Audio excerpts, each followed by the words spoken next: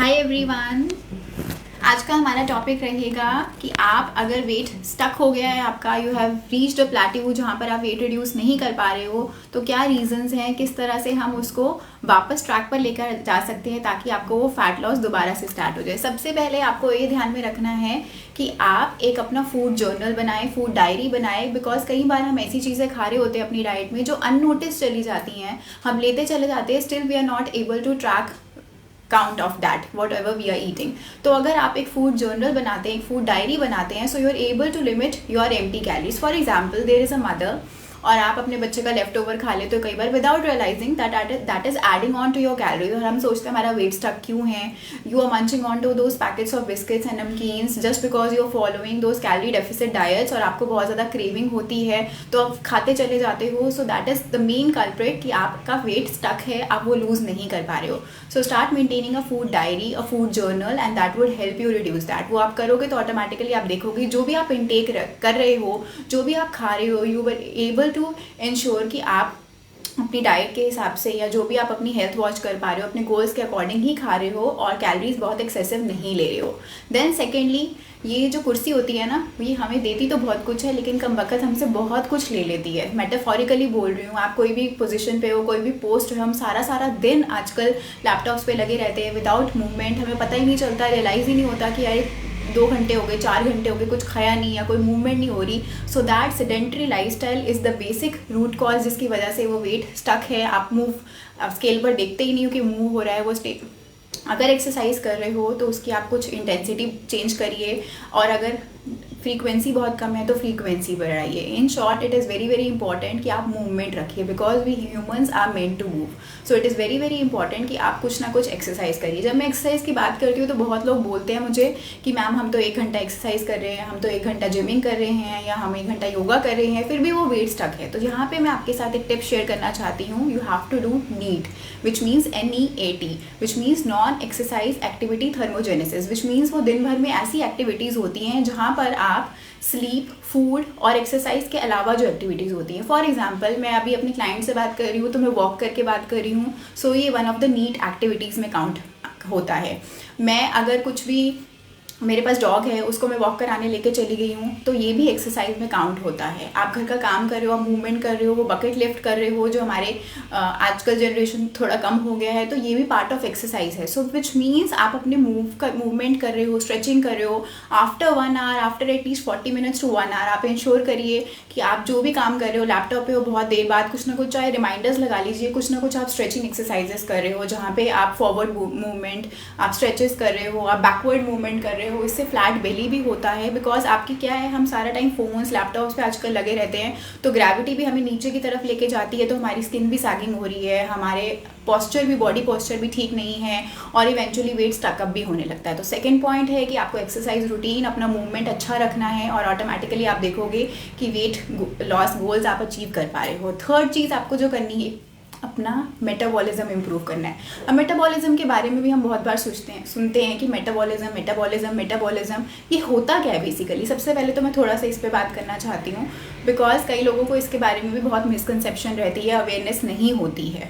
तो आप जो भी खाना खाते हो वो बेसिकली, आपका जो भी खाना है वो ग्लूकोज पूल में जाके कन्वर्ट होता है। आप कुछ भी खा रहे हो दिन भर में, तो मेटाबॉलिज्म क्या होता है, वो एक रेट होता है at which your foods gets converted into energy, right. अब जब आपका मेटाबॉलिज्म फास्ट होता है तो आप जो भी खाना खा रहे हो उसका एनर्जी में कन्वर्जन अच्छे से हो जाता है, आपके डिफरेंट बॉडी सेल्स में जाके उसका जो भी रोल्स है, आपके मसल्स में, सेल्स में जाके वो आपको एनर्जी प्रोवाइड करता है, एंड हैंस आपका मेटाबॉलिक रेट इंप्रूव होता है, विच मीन्स कि आपका ब्रेकडाउन जो भी आप खा रहे हो उसका अच्छे से हो रहा है। जब आपका मेटाबॉलिज्म स्लो डाउन होने लगता है, दैट मीन्स आपके सेल्स के अंदर जो माइटोकॉन्ड्रिया है वो स्लगिश हो रहा है, वो आपको प्रॉपरली एनर्जी प्रोवाइड नहीं कर पा रहा है, तो आपकी बॉडी में इंसुलिन रेजिस्टेंस का एनवायरमेंट भी हो जाता है, विच मीन्स आपके ब्लड ग्लूकोज लेवल्स राइज करने लग जाते हैं। आप जो भी खाते हो, तभी आपने देखा होगा लोगों में टाइप 2 डायबिटीज़ का इशू भी बहुत ज़्यादा होता जा रहा है। सो इसीलिए बहुत इंपॉर्टेंट है कि हम मेटाबॉलिज्म अपना इंप्रूव करें। अब आते हैं मेन पॉइंट पे, कैसे इंप्रूव करें। मेटाबॉलिज्म इंप्रूव करने के लिए आपको ये इंश्योर करना है कि आप रेगुलरली खाते जाएं। आजकल बहुत सारे ऐसे डाइट ट्रेंड्स हैं जहाँ पर आपको 1 या 2 मील्स खाने के लिए सिर्फ बोला जाता है, टाइम रिस्ट्रिक्टेड ईटिंग पे फोकस किया जाता है, उससे क्या होता है आपका माइटोकॉन्ड्रिया बहुत स्लगिश हो जाता है और एटीपी में कन्वर्ट नहीं हो पाता, जिससे आपको एनर्जी मिलेगी। तो चाहे आप बहुत कम खा रहे हैं, आपका कैलोरी डेफिसिट डाइट पर भी हैं, लेकिन वो इतना डेफिसिट में चला गया है कि अब आपका मेटाबॉलिज्म बहुत स्लो डाउन हो गया, कैलोरी बर्निंग प्रोसेस बहुत स्लो डाउन हो गया। फॉर एग्जांपल आपकी कार की माइलेज थी, यहाँ पे हम बॉडी को कंसिडर कर रहे हैं कार के एग्जांपल से, कार की माइलेज थी 170 किलोमीटर्स पर आवर, तो अब वो चल रहा है 100 किलोमीटर्स पर आवर, तो इतना स्लो डाउन हो गया। तो चाहे आप माइलेज आपकी गाड़ी की स्लो डाउन होगी, राइट। तो इसीलिए आपको अपना मेटाबॉलिज्म इंप्रूव करने पे खाना है, टाइम टू टाइम फ्रीक्वेंटली खाना है, जस्ट इंश्योर आप माइंडफुल ईटिंग पे फोकस करें। इससे पीछे मैंने पिछले से पिछला लाइव इसके ऊपर बनाया भी था, आप जाकर ज़रूर देखिए अगर आपने वो मिस कर दिया था। इसके ऊपर हमने डिटेल में बात करी थी। So mindful eating is the key. आपको माइंडफुल ईटिंग पे फोकस करना है, जहाँ पर आप प्रॉपरली च्यू कर रहे हो मील्स को, आपके सारे सेंसेस अलाइंड हैं और आप फिर खाना खा रहे हो। देन चौथी चीज़ जो आपको करनी है अगर आपका वेट स्टक है, वो है आपको स्ट्रेस मैनेज करना है। यस, अब आप कहोगे this is part and parcel of life, but ये रिसर्च में प्रूव हुआ है कि 2 ग्रुप्स हमने अगर लिए, एक है लोग जो बहुत ज़्यादा स्ट्रेसफुल एनवायरनमेंट में और डाइट फॉलो कर रहे हैं, और एक है जो स्ट्रेसफुल एनवायरनमेंट में नहीं है लेकिन वो डाइट फॉलो कर रहे हैं। तो रिजल्ट्स उन पे आए हैं जो स्ट्रेसफुल एनवायरनमेंट में नहीं है और डाइट फॉलो कर रहे हैं। So that is very important कि हम समझिए अगर आपके कॉर्टिसोल लेवल्स हाई हो गए, विच मीन्स जो आपका स्ट्रेस हार्मोन है वो हाई हो जाता है, तो आपकी इंसुलिन रेजिस्टेंट भी हो जाता है बॉडी, और आप देखते हो कि फैट मोबिलाइजेशन कैपेसिटी भी आपकी स्लो डाउन होने लग जाती है। So before you aim to manage your weight, before you try to manage your fat loss, it is very important you manage your stress। अब स्ट्रेस को कैसे मैनेज करें, उसके लिए डीप ब्रीदिंग बहुत करना इंपॉर्टेंट है, बिकॉज यूजुअली जो हम कर रहे हैं वो बेली ब्रीदिंग है, right. So it is very important कि आप डीप ब्रीदिंग पे फोकस करें, जो मैंने बहुत बार बताया है 4 7 8, which means at the count of 4 आप अपनी ब्रेथ इनहेल कर रहे हैं, एट द काउंट ऑफ 7 आप उसको होल्ड कर रहे हैं, फिर एट द काउंट ऑफ 8 आप उसको एक्सहेल कर रहे हैं। सो वो इनहेल, फिर आपको ब्रेथ अपनी होल्ड करनी है, फिर एक्सहेल करना है, उस पर फोकस करें। तो उससे आप देखते हो कि आपका पैरासिम्पैथेटिक नर्वस सिस्टम है वो एक्टिवेट होना शुरू हो जाता है। तो आपका ऑटोमेटिकली आप देखते हो लेफ्ट ब्रेन के साथ साथ राइट ब्रेन भी ऑटोमेटिकली एक्टिवेट हो जाता है, तो आपकी बॉडी को ऑक्सीजनेट करने में हेल्प करता है। बिकॉज अगर आपकी बॉडी के डिफरेंट ऑर्गन्स को ऑक्सीजन लेवल ही सप्लाई नहीं हो रहा, जब हमारा कॉर्टिसोल लेवल इतना हाई हो जाता है, तो ऑटोमेटिकली आप देखते हो कि वो वेट लॉस हो ही नहीं सकता। स्ट्रेस के साथ ही 5th पॉइंट अटैच्ड, वो है प्रॉपर स्लीप। बिकॉज अगर आपका स्लीप साइकिल अच्छा नहीं है तो आपका फैट मोबिलाइजेशन कैपेसिटी भी डिप्लीट हो जाएगा। बिकॉज जो आपका कॉर्टिसोल हार्मोन है वो नेचुरली जो उसका कर्व जाता है, नाइट में वो स्लो डाउन होने लगता है, मॉर्निंग के आवर्स में, पीक आवर्स में वो सबसे ज़्यादा होता है।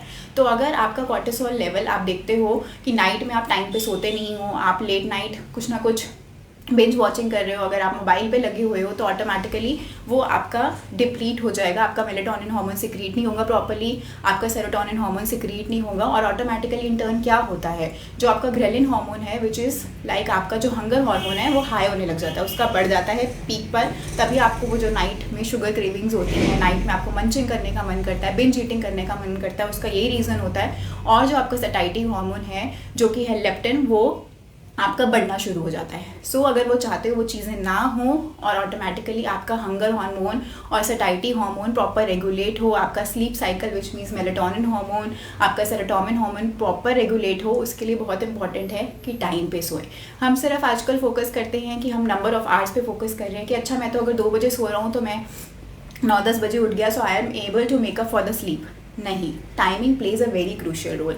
जितना आपका सर्काडियन रिदम मेंटेन्ड होगा, विच मीन्स आप सुबह सनलाइट के अकॉर्डिंग उठ रहे हैं और सनलाइट बाद में रात को उसके अकॉर्डिंग आप जब आपका सनसेट हो जाता है उसके अकॉर्डिंग आप सो रहे हैं, as close to that. I am not sleeping at 7 और 8 o'clock, but around 10 o'clock 11 o'clock, तो आपकी जो 4 वेव्स आती हैं रात को नाइट में, जो आप डीप स्लीप में जब जाते हो which is your delta wave, वहाँ पर फैट मोबिलाइजेशन आकर होता है। तो जितनी आपने वेव मिस कर दी, अगर आप सो रहे हो 1 बजे, वो सो रहे हो 2 बजे 3 बजे, तो उतनी आप 1 2 3 अपनी वेव्स मिस कर रहे हो डीप स्लीप की, तो ऑटोमेटिकली आपकी fat mobilization which means fat burning capacity deplete हो रही है। सो स्लीप स्ट्रेस इसका it's like a hand in a glove, दोनों साथ साथ चलते हैं। So it is very important, उस पर आप ध्यान दें।